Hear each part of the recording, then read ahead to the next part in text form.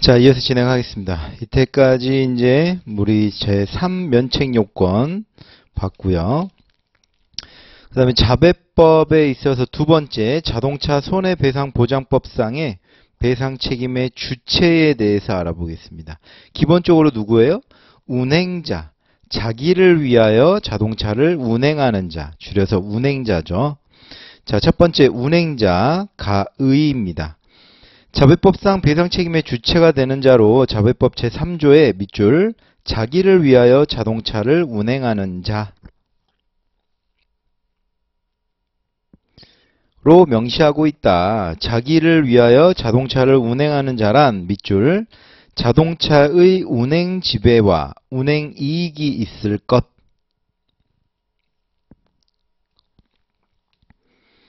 을 요한다. 나 운행자의 개념 요소 해서 운행 지배와 운행 이익을 기준으로 운행자성을 판단하는데 운행 지배만을 기준으로 하는 일원설과 밑줄 운행 지배와 운행 이익이 판단의 요소라는 이원설. 그래서 우리는 대법원 판례에서는 뭘 보고 있어요? 이원설. 어떤 걸 본다? 운행 지배와 운행 이익을 본다. 근데 이거를 같이 보냐? 그게 아니에요. 이것도 있고 이것도 있어야 되냐? 그건 아니고 얘는 오화입니다. 오화. 운행 지배가 없다라고 해서 운행 이익이 있다면 이 사람은 운행자입니다. 반대로 운행 지배만을 가지고 있고 운행 이익이 없다라고 해도 운행자예요. 얘는 AND가 아니에요. 두 개를 다 충족하는 게 아니에요. 두 개 또는 요 하나 또는 요거 둘 중에 하나만 있어도 운행자로 본다라는 겁니다. 판례는 자동차 손해배상보장법 제3조 소정에 자기를 위하여 자동차를 운행하는 자는 자동차에 대한 운행을 지배하여 그 이익을 향수하는 책임 주체로서의 지위를 가진 자를 의미하는 것으로 판시하며 밑줄 이원설의 입장. 자, 그러면 운행 지배를 먼저 보겠습니다. 운행 지배가 무엇인지. 밑줄 운행 지배란 자동차의 소유는 물론 사용과 관리 등에 있어서 사실상의 처분권을 가지는 것까지 를 말한다. 소유, 사용, 관리 중 하나만 해당되어도 운행자이며 자동차를 통제하고 관리하는 권리로 이해하면 된다. 따라서 여러 명의 운행자가 생길 가능성도 있다. 밑줄 최근에는 간접 지배나 지배 가능성만 있어도 운행 지배가 있는 것으로 판단. 이 취지는 뭘까요? 이 배상 책임의 주체를 아주 넓게 해석한다는 거죠. 왜? 궁극적으로는 뭐? 어떤 취지로? 피해자 보호를 위해서.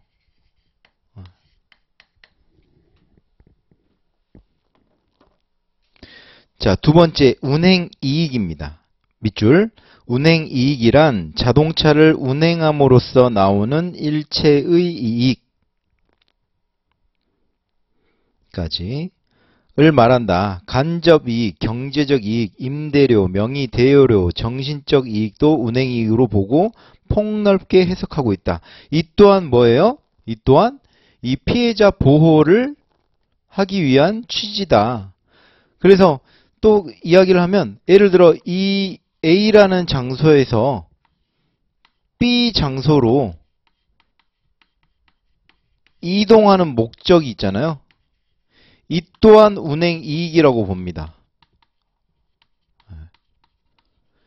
운행을 함으로써 내가 A에서 가고 싶은 B로 갔잖아. 이것도 운행 이익으로 봐요. 그래서 통상 운행 지배가 있다면 운행 이익도 있다라고 판단을 합니다. 통상적으로. 자, 운행자에 대한 입증 책임. 자기를 위하여 자동차를 운행하는 자라는 구체적 사실을 손해배상 청구권자인 피해자가 주장하고 내용을 입증하여야 한다는 구체설과 밑줄.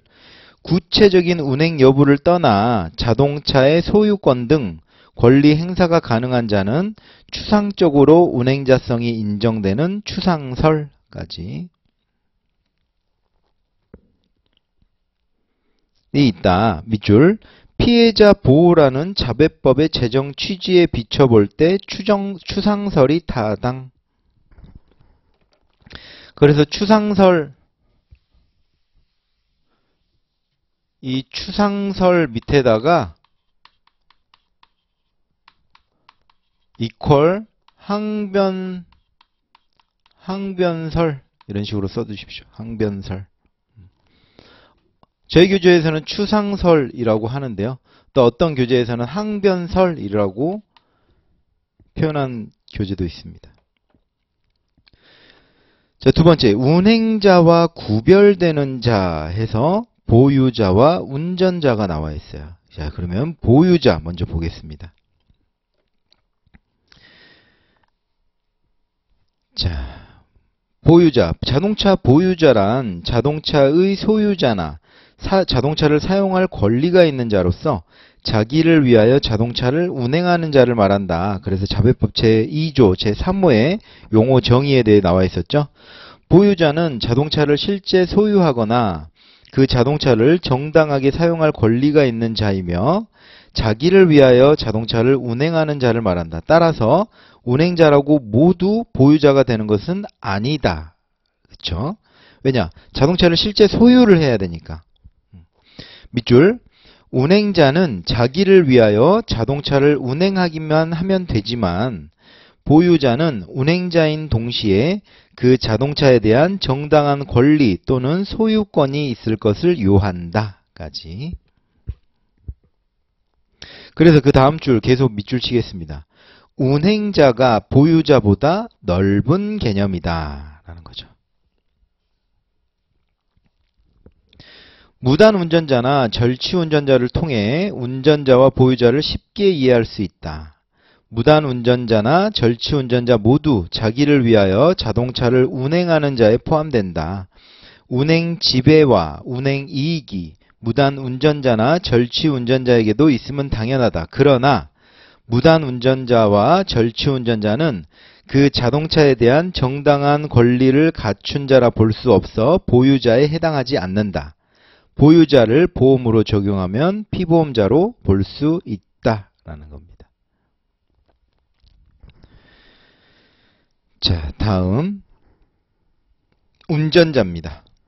운전자란 밑줄 다른 사람을 위하여 자동차를 운전 또는 운전의 보조에 종사하는 자까지. 그래서 자배법 제2조 제4항 정의에 대해 나와 있고요. 운전자의 개념에서 말하는 다른 사람은 운행자를 말한다. 다시 한번. 여기서 운전자란 다른 사람을 위하여 라고 했잖아요. 여기에서 말하는 다른 사람은 누구라고요? 운행자예요. 운행자. 자배법의 책임 주체는 운행자에 한정된다. 따라서 밑줄 운전자는 자배법에 의한 손해배상 책임을 지지 않고 민법상의 일반 불법 행위에 책임을 지게 된다라는 겁니다.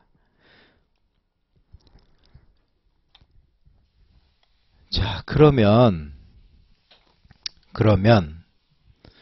운전자를 이런 식으로 본다라고 하면 자, 운전자는 민법 제750조에 의한 일반 불법 행위 책임을 부담하는 자이고 그의 법률상 손해배상 책임을 보험으로 담보하지 않으면 경제적 지위가 열악한 운전자는 어떻게 돼요? 가혹한 결과를 초래하게 되죠. 그래서 자동차 보험에서는 피보험자 종류 중에 운전자 보조자를 포함한 무슨 피보험자가 있어요? 운전 피보험자가 있죠. 기, 친, 허, 허라고 해도 되고 승이라고 하면 되네. 기친, 승, 사, 운, 보 이렇게 했죠. 기명 피보험자, 친족 피보험자, 승낙 피보험자, 사용 피보험자, 운전 피보험자, 보유자, 그래서 이 운전 피보험자를 대인배상 원에서 피보험자로 규정하고 있죠. 이런 식으로. 만약에 이렇게 규정하지 않는다라고 하면 이런 문제가 생긴다 이거예요. 그래서 자동차 보험에서는 운전자 또 운전 보조자를 포함한 사람을 운전 피보험자로 규정하면서 보험으로 담보를 해주고 있다라는 겁니다. 자, 세 번째, 자동차 손해배상보장법상 운행자 책임의 판단입니다. 자, 운행자 책임의 판단.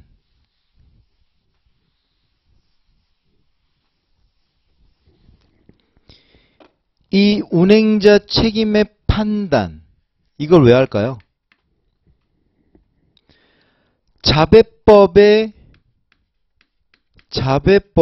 자배법으로 책임을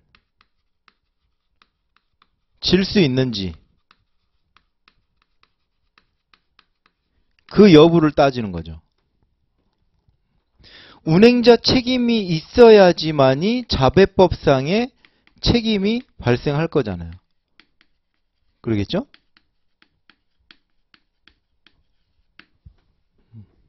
그러면 이제 여러 가지를 보는 거예요.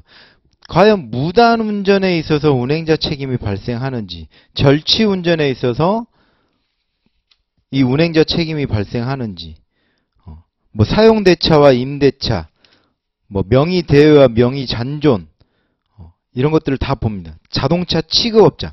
그래서 이 운행자 책임의 판단 이 부분도 꽤나 중요해요. 매우 중요합니다. 사례 문제로 많이 나와요. 사례 문제. 그래서 운행자 책임이 예를 들어 자 A라는 운행자, B라는 사람, B라는 운행자, C라는 운행자. 운행자는 여러 사람이 발생할 수 있다라고 기존에도 우리가 공부했죠. 만약에 이 A라는 운행자 책임이 발생하지 않았어. 운행자 책임이 없대. 그러면 이제 B도 보는 거예요. B도 보고 C도 보는 겁니다. B도 봤더니 운행자 책임이 없어. C를 봤더니 이 사람은 운행자 책임이 있어. 이렇게 각각의 운행자, 여기 이제 나중에는 이제 피보험자라고 할 텐데요. 각각의 피보험자의 운행자 책임을 별도로 적용하고 판단하는 것이 피보험자 개별 적용이라는 거예요. 이 부분은 운행자 책임에 대해서도 개별 적용하지만 면책사항에서도 개별 적용을 합니다. 주의 뒤쪽에 우리 피보험자 개별 적용에 대해서 나오는데 그 부분에 있어서 좀 더 자세히 설명드리도록 하겠습니다. 첫 번째로 먼저 무단운전입니다. 무단운전. 무단운전이 뭔지 첫 번째 의의 보시겠습니다. 무단운전이란 밑줄 자동차의 보유자와 일정한 신분관계, 즉 친족, 고용관계에 있는 자가 보유자의 승낙 없이 무단으로 자동차를 사용하는 것. 자, 무단운전 다시 한번 이야기하면 일정한 신분관계가 있어야 돼요. 일정한 신분관계. 일정한 신분관계가 없는 자가 운전하면 이거는 뭐예요? 절취운전이에요. 하지만 무단운전의 기본적인 조건은 뭐다? 일정한 신분관계, 친족 고용관계에 있는 자가 보유자의 승낙 없이 무단으로 자동차를 사용하는 것. 즉 어떤 사용이 있냐? 예를 들어 내 아들이 내가 차 키를 어디 그냥 화장대 위에다 올려놨어요. 화장대 위에다 올려놓고 그냥 잤어. 근데 이 아들놈이 내 키를 가지고 나한테 허락도 없이 가지고 운전을 했어. 이런 게 무단운전이고, 또 예를 들어 공장에 트럭이 있어요. 트럭이 있어. 근데 공장에서 일하는 직원이 키를 우리 사장님이 그냥 책상 위에다가 올려놓고 어디 나가셨나 봐. 그 키를 가지고 허락 없이 개인 업무에 사용을 했어요. 개인 업무가 아니죠. 개인 용무. 이런 것들이 무단운전이라는 겁니다. 그래서 기본적으로 무단운전에 대한 기본 조건은 뭐다? 일정한 신분관계, 즉 친족이나 고용관계에 있는 자가 보유자의 승낙 없이 무단으로 자동차를 사용하는 것을 무단운전이라고 한다. 그러면 보유자의 운행자 책임 검토를 해야 합니다. 밑줄, 무단운전자도 자기를 위하여 자동차를 운행하는 자로 운행자에 해당 까지 한다. 밑줄, 자동차 보유자의 운행자 책임 여부는 중요한 논점까지.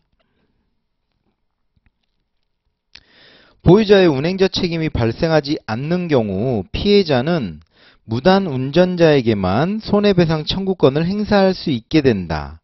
이 경우 자칫 배상 자력의 부족으로 피해자 구호가 어려워질 수 있다. 그러나 보유자에게도 운행자 책임이 인정된다면 보유자와 무단운전자는 부진정 연대 책임을 지게 되고 피해자인 타인은 무단운전자와 보유자 양자 모두에게 자배법상의 운행자 책임으로 손해배상 청구가 가능해진다. 그러므로 무단운전자의 운행자 책임은 개별적인 검토가 필요하다라고 했습니다. 자, 다음은 이제 절치운전과의 비교인데요. 무단운전과 절치운전은 무단으로 자동차를 사용하는 형태는 밑줄, 형태는 비슷하나 신분관계에서 차이를 보인다. 무단운전의 경우 친족이나 고용관계 등 보유자와 무단운전자 사이에 일정한 관계가 있다. 그러나 밑줄, 절치운전은 보유자와 아무런 신분관계도 없이 자동차를 절취할 목적, 즉 되돌려줄 의사가 없는 경우로 자동차를 사용한다는 점에서 무단운전과 구별된다.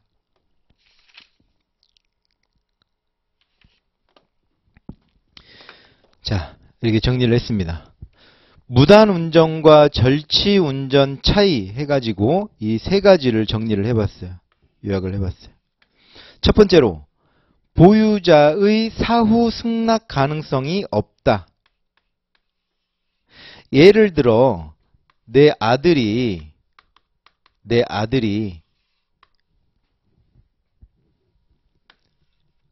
무단으로, 즉 승낙 없이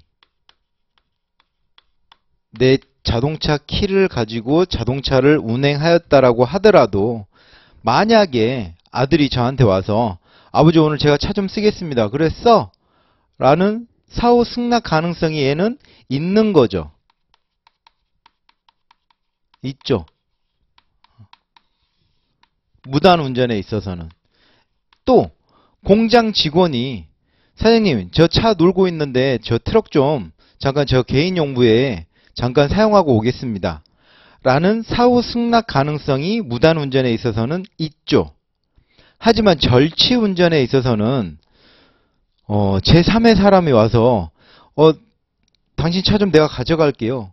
라고 하면 사후 승낙 가능성이 얘는 전혀 없죠. 그래서 이 절치운전에 있어서는 보유자의 사후 승낙 가능성이 없죠. 그리고 두 번째로 보유자와 아무런 인적 관계가 없는 제3자의 행위로 이루어지는 거죠.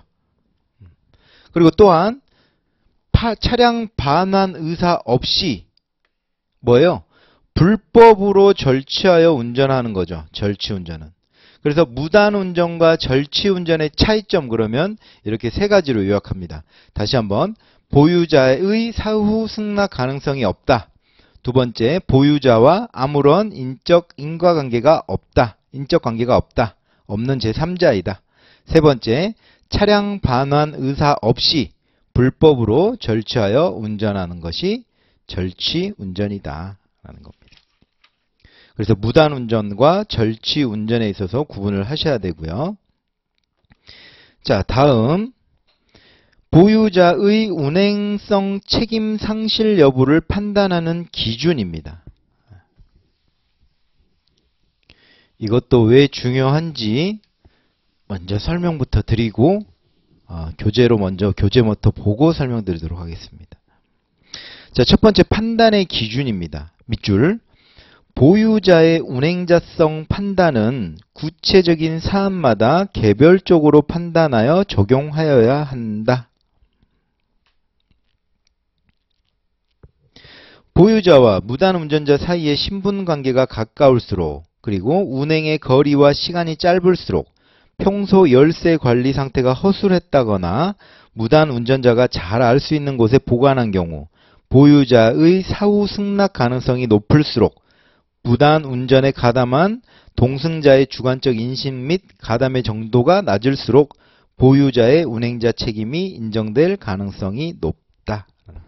자, 여기서 자꾸 왜 운행자성 책임 이걸 보냐, 이런 것들을 왜 따져야 되냐.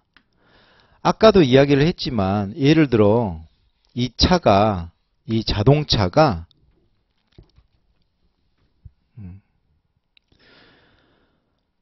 예를 들어 제 차인데 우리 아들이 무단 운전을 했어요. 무단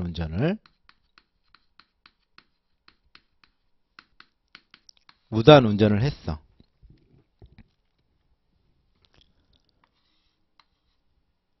제 집이 인천인데 저기 어디야? 전라남도 순천까지 내려갔어. 순천까지 내려가서 여행을 하던 중에 사고가 안 나면 상관없는데 사고가 났어요. 사고가 났어. 봤더니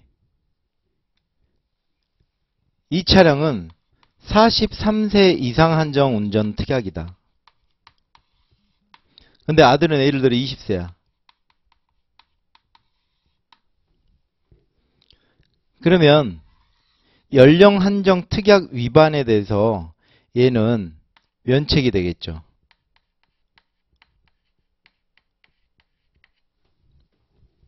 면책. 그런데 예를 들어 나 김영 피보험자인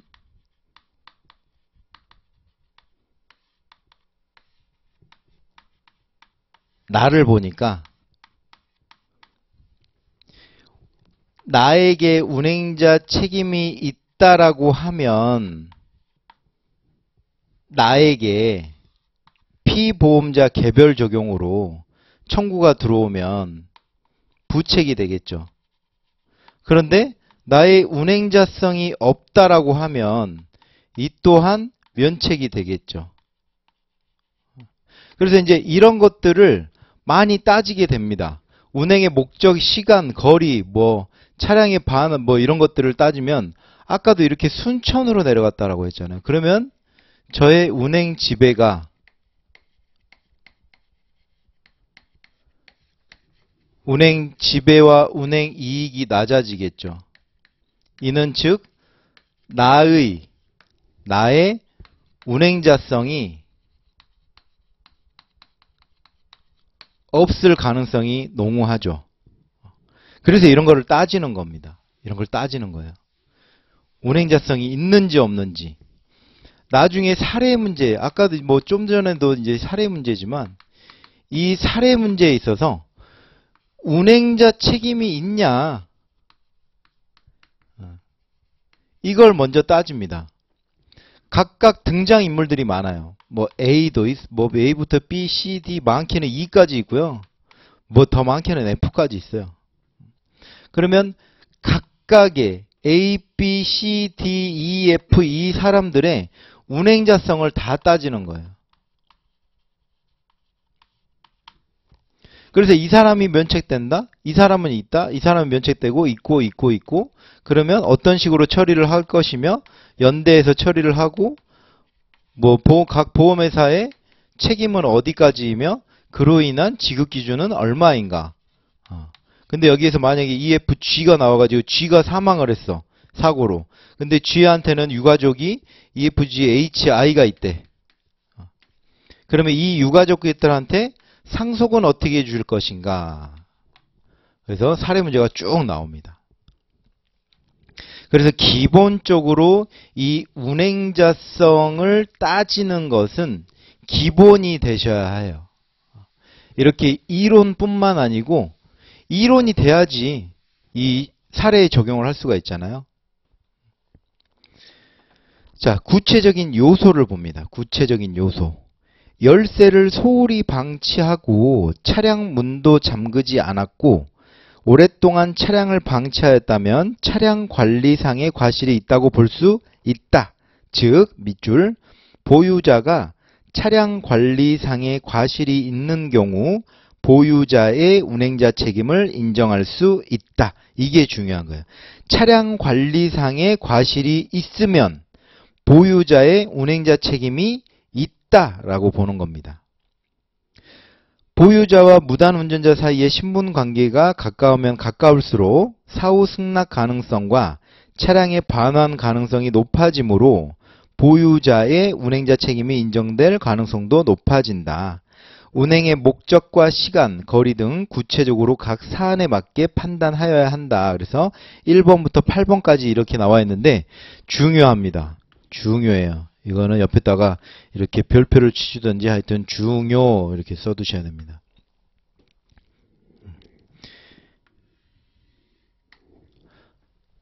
이게 문제에 나와요. 무단 운전에 있어서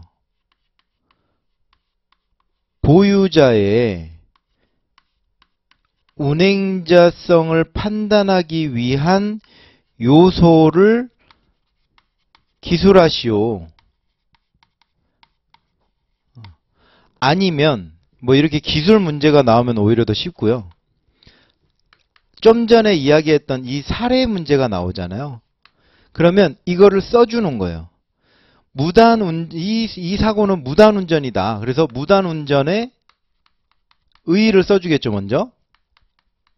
의의를 써주고, 그 다음에 이 무단운전에 있어서 보유자의 운행자성 판단 요소는 아래와 같다. 그래서 이 8개를 쭉 써주는 겁니다. 첫 번째 어떤 게 있냐? 보유자의 평소 차량 관리 상태. 두 번째, 보유자와 운전자의 신분관계. 신분관계가 가까우면 가까울수록 보유자의 운행자성은 있다라고 보는 거예요. 무단 운전자의 차량 반환 의사. 운행 목적과 시간, 거리. 운행 시간 짧으면 짧을수록 좋고 거리도 너무 멀지 않으면 좋겠죠.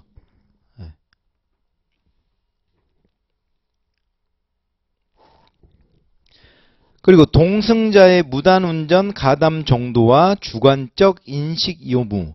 이건 뭐냐? 예를 들어 내 아들이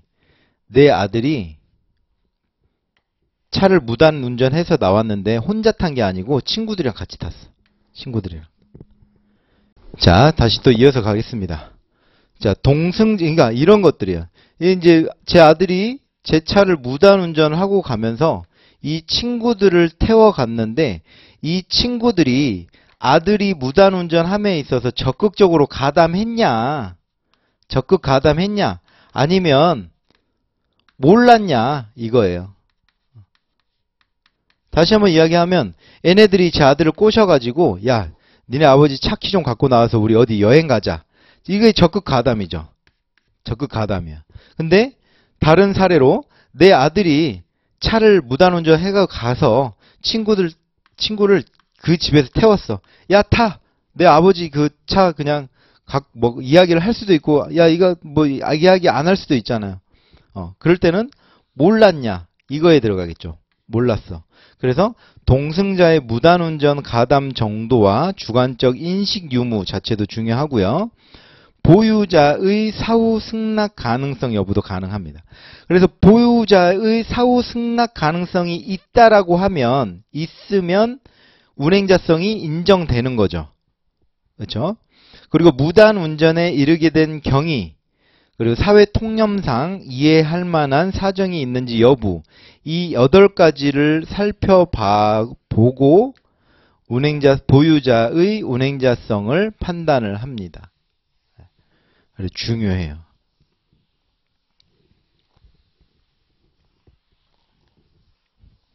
중요해요. 자, 두 번째 이제 절취운전 보겠습니다. 절취운전. 첫 번째 의의입니다. 절취운전이란 밑줄 보유자와 아무런 신분 관계가 없는 자가 자동차를 절취할 목적으로 사용한 경우까지를 말한다. 밑줄 차량의 반환 의사가 전혀 없는 절취운전은 일정한 신분 관계가 있는 무단운전과는 구별된다. 그래서 여기 다시 한번 써놨어요. 무단운전과 절취운전의 차이보다 보유자의 사후 승낙 가능성이 없다. 두 번째, 보유자와 아무런 인적 관계가 없는 제3자이다. 세 번째, 차량 반환 의사 없이 불법으로 절취하여 운전하는 게 절취운전이다 라는 겁니다. 자, 그러면 절취운전에 있어서도 보유자의 운행자성이 인정돼서 책임을 질 것이냐, 이게 또 문제가 되는 거예요. 우리가 일반적으로 보기에는 절취를 당했는데 보유자가 그 차량 사고에 있어서 운행자성이 인정된다? 그로 인해서 배상 책임이 발생한다?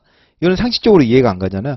하지만 자동차 사고에 있어서는 그 범위 자체를 넓게 해석한다라고 했죠. 그래서 보유자가 이 차량 관리에 있어서 무언가를 소홀히 해서 이 절취운전이 이루어졌다라고 하면 그로 인한 보유자도 운행자성이 인정돼서 이 보상 책임이 발생하게 됩니다. 자, 교재 보시면 첫 번째 보유자의 책임, 첫 번째 보유자 책임의 원칙, 절취운전의 경우 무단운전과 마찬가지로 자기를 위하여 자동차를 운행하는 운행자이다. 또한 보유자의 경우 아무런 인적 신분관계가 없는 절취운전자가 차량의 반환 의사도 없이 무단으로 자동차를 절취한 경우 밑줄 특별한 사정이 없는 한 절취된 순간부터 운행 지배와 운행 이익은 없는 것으로 본다. 이게 기본적인 상식이죠. 근데 기본적인 상식 말고 우리는 뭘 공부해야 된다? 바로 밑에 예외사항으로 운행자 책임이 인정되는 경우를 알고 있어야 된다라는 겁니다. 그래서 어떤 내용이 있냐? 앞서 언급한 특별한 사정, 즉 밑줄 차량 및 열세 관리상의 과실로 절취운전이 발생한 경우 보유자의 책임 여부 문제가 발생한다. 문제된다. 까지. 예로 자동차의 시동을 켜놓고 잠시 업무를 보는 사이에 자동차가 절취된 경우 보유자는 차량 및 열세 관리에 과실이 있다고 볼 수 있어 민법 제750조에 의한 불법행위 책임을 지게 된다.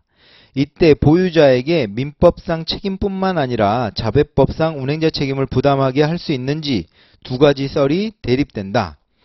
자배법 적용설과 자배법 비적용설이 있는데 당연히 자배법 적용설을 적용하겠죠. 밑줄 판례는 자동차 관리 및 열세 관리에 과실이 있는 경우 자배법상 운행자 책임을 인정하고 있다. 즉 자배법 적용설을 취한다. 까지. 자, 예로 자, 제가 이제 주행을 하다가 편의점에서 음료수를 사려고 잠깐 주차를 했어요. 잠깐 주차를 했어. 주차를 했어요. 주차를 하는데 시동을 켜놓고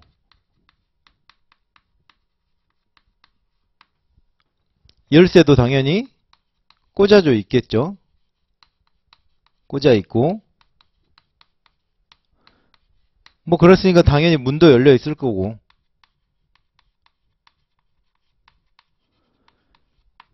편의점을 간 사이에 내가 절취를 당했다. 절취를 당했어요. 그러면 보유자인 나에게도 운행자성이 있겠죠.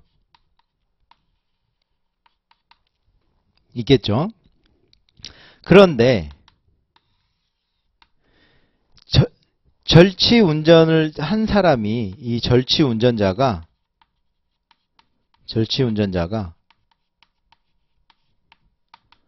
긴장을 했는지 출발하자마자 5km도 못 가서 사고가 났어.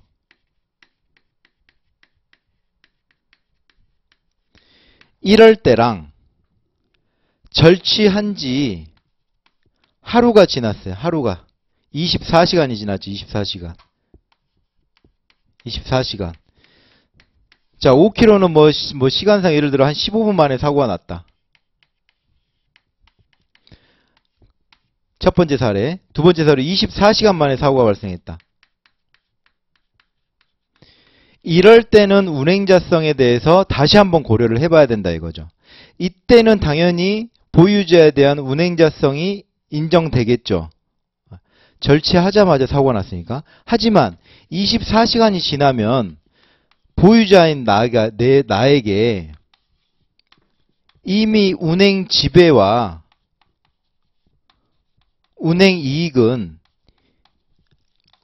아주 상실했다고 봅니다. 아주. 이럴 때는 보유자의 운행자성을 인정하지 않는다라는 거죠.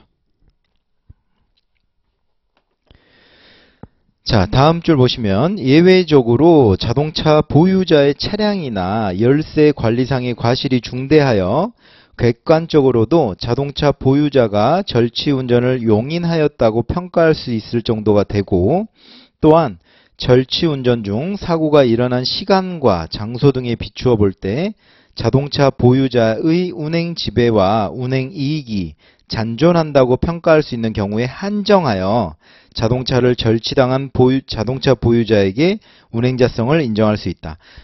지금 이 판례가 이 내용이에요. 이 내용입니다. 밑줄 무단운전과 같이 차량 관리에 과실이 있는 절취운전의 경우 피해자는 양자 모두에게 손해배상 청구를 할 수 있고 더 나아가 자동차 보험의 피보험자인 보유자의 배상 책임을 담보하는 자동차 보험으로 피해자의 손해를 보존할 수 있다. 계속 이어서 밑줄 보유자와 절취 운전자의 책임 비율은 상호간 조정하고 피해자에게는 전액을 연대하여 책임진다. 그래서 여담이지만 편의점을 잠깐 갈 때도 어떻게 해야 돼요? 시동 끄고 열쇠 내가 가지고 있고 문도 잠그고 차량 관리에 있어서 소홀히 하면 된다 안 된다? 소홀히 하면 안 된다라는 겁니다. 소홀히 했다가 내 차가 절취당해서 사고가 났다라고 하면 보유자인 나에게도 운행자성이 인정이 되고 이로 인한 손해배상 책임을 부담하니까 피해자에게 책임을 져야 한다라는 거죠. 그렇죠? 자, 다음 사용대차와 임대차입니다. 자, 사용대차와 임대차 뭐가 다른가요? 사용대차는 뭐예요? 무상이에요, 무상. 무상으로, 야, 내 차 그냥 갖다 써. 라는 거고, 임대차는 유상입니다. 야, 내 차 갖다 쓰는데 하루에 얼마씩 줘. 한 달에 얼마 주고 가져서 내 차 써. 이게 임대차예요. 내 차 그냥 내가 잠깐 어디 해외 이렇게 뭐 1년 동안 나가 있을 건데 그동안에 네가 그냥 내 차 써라 친구야. 이거는 뭐예요? 사용대차예요. 무상이냐 유상이나 차이예요. 사용대차와 임대차는. 자, 가의입니다. 사용대차는 당사자 일방이 상대방에게 무상으로 사용, 수익하기 위하여 목적물을 인도할 것을 약정하고 상대방은 이를 사용, 수익한 후 그 물건을 반환할 것을 약정하는 계약을 말한다. 임대차는 밑줄, 임대차 밑줄치라는 거예요. 당사자 일방이 상대방에게 목적물을 사용, 수익하게 할 것을 약정하고 상대방이 이에 대하여 밑줄 차임을 지급할 것을 약정함으로써 그 효력이 생긴다. 사용대차나 임대차에서 대주와 차주와의 상호간의 운행자 책임에 관한 부분은 공동운행자의 타인성에서 검토하고 제3자에 대한 운행자 책임을 살펴본다 라고 했습니다. 그래서 대주와 차주의 운행자 책임, 즉 제3자에 대한 책임을 어떻게 볼 것이냐라는 거예요. 대주, 가로쳐서 대여자 이렇게 되죠. 이건 뭐예요? 빌려준 사람. 차주는 뭐예요? 빌린 사람. 이 좀 용어를 좀 정리를 하고 가셔야 돼요. 다시 한번 대주, 대여자 뭐예요? 빌려준 사람. 뒤에서 나오는 차주는 빌린 사람이에요. 사용대차는 주로 일정한 신분관계, 친구, 친족 등에 의하여 성립한다. 당연히 그러겠죠. 모르는 사람한테 야, 내 차 갖다 써 라고 할 수 있는 사람은 없잖아요. 그렇죠? 가까운 친구나 아니면 동생이나 친족 관계에 있는 사람들한테만 예를 들어 내가 뭐 당분간 외국에 나갈 일이 생겼으니까 그동안에 네가 내 차를 써라 라고 이렇게 성립이 되겠죠. 밑줄 차량을 지휘, 통제, 처분할 권한이 대주에게 잔존하며 대주의 의사의 의사결정에 의하여 차량을 대차한다까지. 그쵸? 예를 들어서 내가 1년 동안 나가 있을 테니까 1년 동안 네가 그 차를 써라 라고 했는데 보다 보니까 내가 6개월 만에 돌아왔어. 야, 내가 6개월 만에 돌아왔으니까 그 차 줘 라고 할 수 있는 거잖아요. 그쵸? 또한 밑줄 차주의 반환 의사도 높으므로 대주에게 운행이익, 즉 정신적 만족을 포함한 운행이익과 운행 지배가 있어 운행자 책임이 인정까지. 그러니까 즉 뭐예요? 대주, 이 대여자, 빌려준 사람의 운행자 책임은 계속 있다라는 거예요. 운행 지배가 나한테 있다라는 거죠. 즉 이 차를 처분할 권리, 야, 차 갖고 와, 차 가져가, 차 갖고 와, 이 차 팔래, 이런 권리가 이 대주, 빌려준 사람한테 계속 남아있다라는 겁니다. 그래서 운행 지배를 계속 갖고 있으니까 어떻게 돼요? 운행자성도 인정된다라는 겁니다. 임대차 계약에서도 대주는 임대료를 받아 운행이익이 있고 절취의 의사가 없는 한 운행 지배도 여전히 있다고 볼 수 있다. 따라서 밑줄 특별한 사정이 없는 한 대주의 운행자 책임은 사용대차나 임대차에서 모두 인정된다. 까지. 그러나 차주가 절취를 목적으로 대차한 경우나 강요나 협박에 의하여 대차된 경우 대주의 운행자 책임이 상실된다고 할 수 있다. 이거는 어떤 예를 들 수가 있냐면 예를 들어 내가 내 차를 담보로 돈을 빌렸어요. 돈을. 그런데 이 사채업자 쪽에서 야, 네가 돈을 못 갚았으니까 내가 그 차 가져간다. 그러고 가져갔어요. 그럴 때는 운행자 지배와 운행 지배와 운행 이익 동시에 상실하니까 운행자 책임이 없어진다라고 볼 수 있죠. 왜? 그 차를 팔 수 있는 권한이 내가 있어요, 없어요? 없어요. 이 차를 담보로 돈을 빌렸잖아요. 이 차의 담보, 이 차를 담보로 사채업자한테 돈을 빌렸으니까 내가 이 차를 마음대로 팔 수 있어요? 없어요? 없잖아요. 그렇죠? 그래서 그럴 때는 빌려준, 그러니까 대주의 운행자 책임이 상실된다고 볼 수 있다라는 겁니다. 자, 두 번째, 차주, 빌린 자의 운행자 책임입니다. 사용대차나 임대차에서 차주는 자기를 위하여 자동차를 운행하는 자로 자법상의 운행자 책임을 인정됨은 당연하겠죠. 당연하죠. 자, 다음 명의대여와 명의잔존까지 보겠습니다. 자, 명의대여자. 자, 명의대여자. 명의를 말 그대로 빌려준 사람이죠.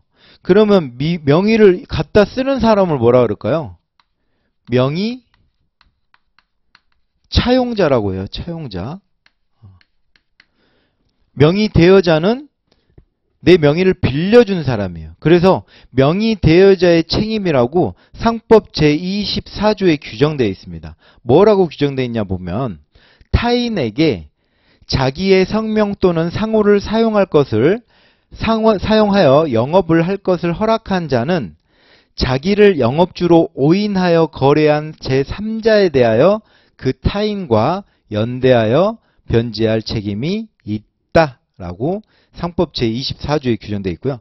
명의대여자의 책임이 발생을 하려면 이 책임 성립 요건에 세 가지가 있어요.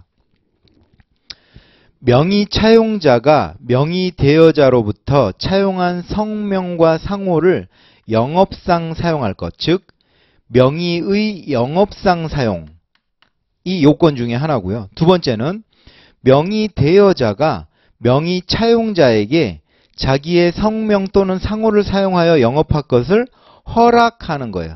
즉 명의 사용의 허락입니다.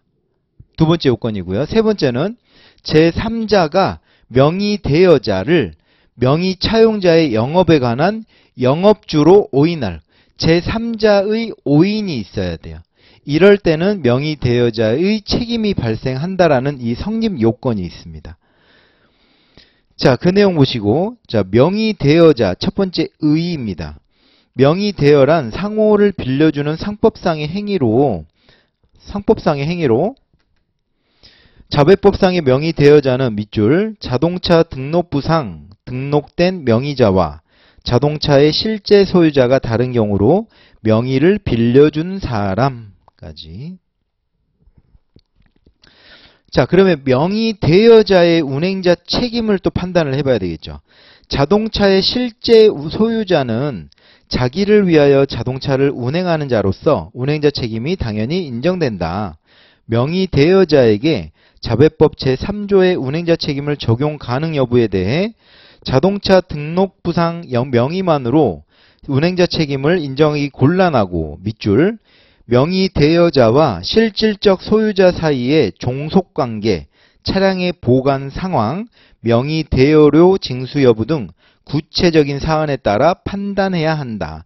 이 모든 것들을 판단해서 명의대여자가 운행자성이 인정되는지 여부를 판단해야 된다는 거예요.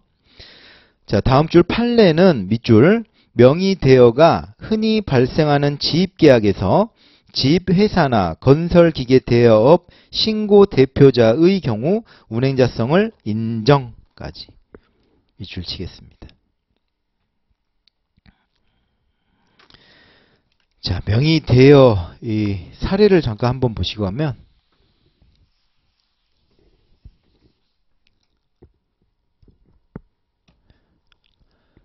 자, A는 자신의 이름으로 자동차를 등록한 후에 그러면 자동차 등록원부상에는 누구예요? 등록원부상에는 A로 되어 있는 거야. A로. 실제로는 B가 그 자동차를 사용하도록 허락하였다. 이 과정에서 A는 B로부터 명의사용에 대한 대가를 받았다. 대가를 받았으면 이 A도 운행자성이 있다라고 보는 겁니다. 그렇죠? 만약에 대가를 안 받았다라고 하면 딸은 또 봐야죠.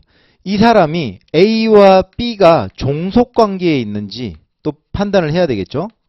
만약에 종속관계에 있다라고 하면 당연히 A가 또 운행자성이 인정이 되겠죠. 그렇죠? 하지만 이 또 사례 보면 대가를 받았다라고 하니까 이미 이 A에 대한 운행자성은 발생한다라는 겁니다.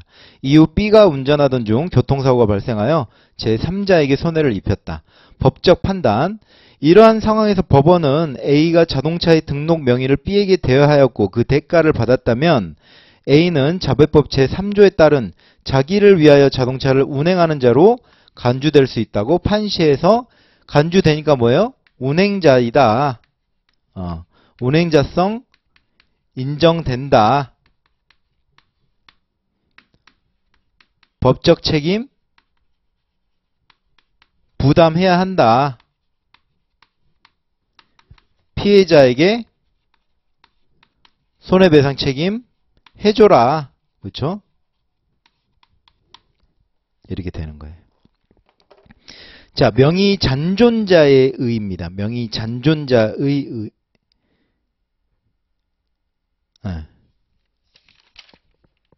양도. 자, 의 보시겠습니다. 명의 잔존이란 자동차의 매매, 교환, 증여 등으로 밑줄 자동차의 소유권을 이전하는 과정에서 매도인이 매수인에게 자동차를 양도하였으나 자동차 등록원부상 아직 매도인의 소유로 남아있는 경우까지. 자, 매도, 매수 또 나오죠. 매도, 매수. 자, 매도, 매수. 이 자동차를 파는 사람, 판 사람,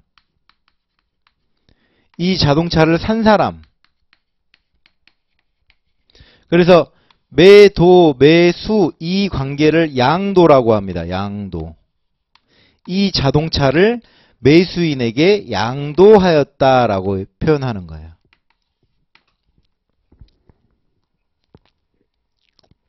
그래서 이 명의 잔존이라는 게 이 과정이에요. 이 양도하는 과정에 있어서 완전히 깔끔하게 이 매수인에게 넘어간 게 아니고 어떠한 사유로 이 매도인의 명의가 잔존되어 있는 거예요. 잔존되어 있는 거.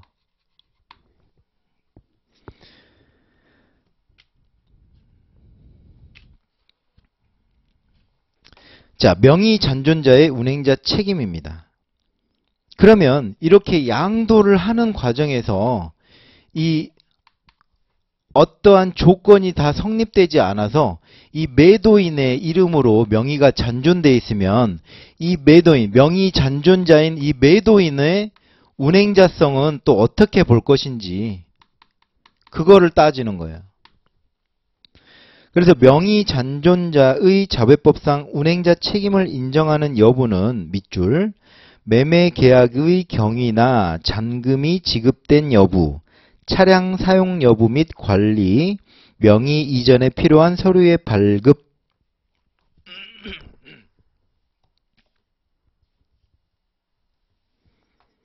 등 구체적인 사안에 개별적으로 판단해야 한다. 밑줄, 만약 차량이 완전히 양도된 경우에는 양도인의 운행 지배는 상실한다. 계속 이어서 밑줄, 다만 차량이 완전히 양도되지 않은 경우 명의가 잔존하는 양도인의 경우 운행 지배를 상실하지 않고 운행자 책임을 부담한다. 고 봅니다. 그러면 양도인이 운행 지배권을 이 운행자성을 인정받지 않을 이 운행 지배권을 상실하게 될 요건이 뭐냐? 양도가 깔끔하게 이루어지면 되겠죠. 첫 번째로 자동차가 완전히 양수인에게 인도된 후 매매 대금이 완납되고 명의 이전에 필요한 서류를 교부해주면 이 양도인은 더 이상 이 자동차에 대해서 운행 지배가 상실됐으니까 고로 운행자성이 없겠죠. 근데 이런 것들이 이루어지지 않았다라고 하면 이 양도인에게도 운행 지배권이 있다라고 봅니다. 왜? 예를 들어 인도되고 뭐 여기까지 다 했어. 여기까지 남아있어. 이제 명의 이전에 필요한 서류만 교부하면 돼. 근데 이 양도인이 갑자기 마음이 바뀐 거예요. 아, 나 그냥 차 안 팔래. 내가 받았던 돈 줄게. 차 갖고 와. 이래버릴 수 있잖아요. 그래서 운행 지배권이 여전히 남아있다라고 봅니다. 하지만 이렇게 세 가지 요건을 다 자동차도 양수인에게 줬고 매매 대금도 다 완납됐고 내가 양수인에게 명의 이전에 필요한 서류를 다 줬다라고 하면 더 이상 운행 지배권은 발생하지 않는다라고 보는 거죠. 그래서 양도 양수 관계에 있어서 이런 것들이 뭐 단 하루 만에 이루어지면 좋은데 아까도 이야기했지만 양도 양수 관계에 있어서 어떤 텀이 발생할 수 있죠. 텀이. 그래서 이 텀 동안에 의무보험이 갑자기 이 자동차가 무보험이 될 수가 있잖아요. 그래서 아까 자배법에 뭐가 나와 있었어요? 의무보험 승계라는 게 있었잖아요. 의무보험 승계. 자회법에서 의무보험 승계도 있지만 우리 자동차 보험에서도 의무보험 일시담보 특약이라는 게 있습니다. 양도된 날부터 15일이 되는 날 24시까지의 기간은 15일이나 봐주는 거예요. 15일이나. 양수인을 보험계약자 및 기명피보험자로 보아서 양도된 자동차를 피보험 자동차로 간주하여 대인배상 원을 보상한다 라고 해서 이렇게 무보험 상태로 가는 거를 방지하는 거죠. 그렇죠? 자, 오늘 여기까지 보고요. 다음 시간에 우리 또 자동차 취급업자 부분부터 공부하도록 하겠습니다. 고생하셨습니다.